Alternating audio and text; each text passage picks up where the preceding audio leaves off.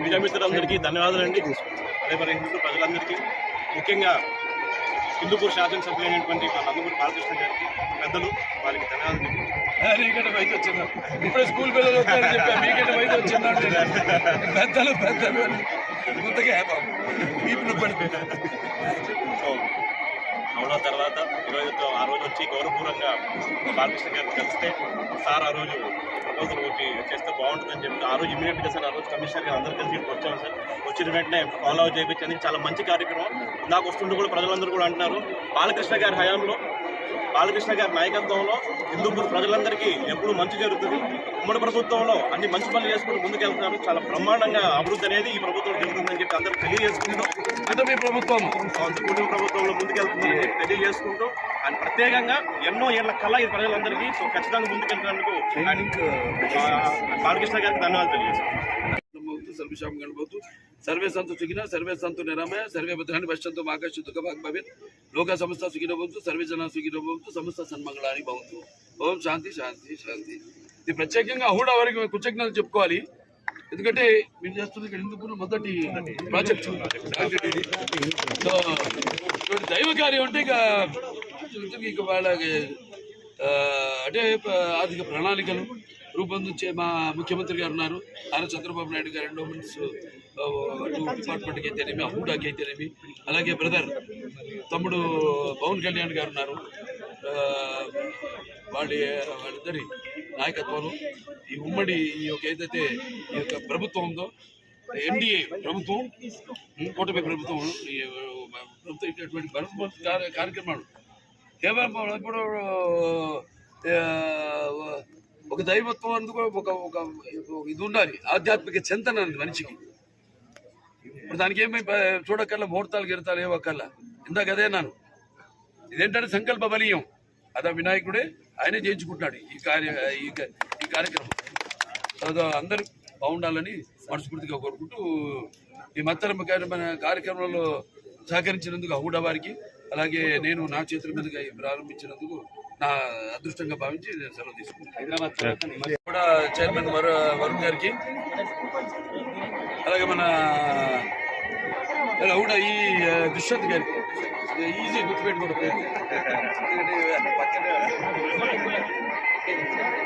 మన మల్లికార్జున్ గారికి, మన హిందూపూర్ మున్సిపల్ కమిషనర్ గారు, తర్వాత మన హిందూపూర్ మున్సిపాలిటీ చైర్పర్సన్ రమేష్ గారికి, అంతా మిగతా అందరు ఇక్కడ ఉన్న భగవద్భక్తులు అందరూ కూడా నా హృదయపూర్వక నమస్కారం తెలియజేసుకుంటున్నాను. మరి వాళ్ళ ప్రభుత్వం గుట్టం చెరువు, గుట్టం కోనేరు ఒక పునరుద్ధరణార్థం 1,50,00,000 అంటే మన వైస్ చైర్పర్సన్ అహూడా ద్వారా కూడా జరిగింది. ఇప్పుడు ఇది ఏంటంటే ఈ యొక్క పునరుద్ధరణలో భాగం ఒకటి రీటైల్ వాల్, దాని తర్వాత మెట్లు ఒక పునరుద్ధరణ, దాని తర్వాత ఈ యొక్క చైన్కి మెష్, ఫుల్గా ఫెన్సింగ్. సో ఇదొకటి. దాని తర్వాత అలాగే ఇక్కడ ఈ గుడ్డం కోనేరు దగ్గరలో ఉన్న ఏదైతే వినాయక నిమజ్జనం చేస్తారో ఆ రోడ్లో ఒక 4 high tower mast towers, high level mast towers, దాని తర్వాత ఒక 7 ఈ యొక్క సింగిల్ ఆర్మ్ స్తంభాలు, లైటింగ్ విద్యుత్ స్తంభాలు ఏర్పాటు. దాని తర్వాత ఇక్కడ బోరింగ్ వెల్స్ అవ్వడం, అలాగే ఇక్కడ ఇంకా మనకి ఇక్కడ ఈ యొక్క ప్రదేశం, ఈ యొక్క చుట్టుపక్కల ఉన్న ప్రదేశాల్లో ఈ యొక్క ఏదైతే సబ్మర్సిబుల్ పంప్ సెట్లు 2 ఇలాంటివన్నీ ఏర్పాటు చేయడం జరుగుతుంది 1,50,00,000 సో అంటే భక్తుల యొక్క సౌకర్యార్థం అంత బాగా జరగాలని, ఎటువంటి ఇబ్బందులు భక్తులు పడకూడదని ఈ యొక్క అన్ని ఈ పునరుద్ధరణ కార్యక్రమం చేపట్టడం జరిగింది. ఏదో అదే ముందు ఏ పూజకైనా విఘ్నేశ్వరుడు ప్రథమ ఆయనకి తాంబలం ఇస్తాం మనం.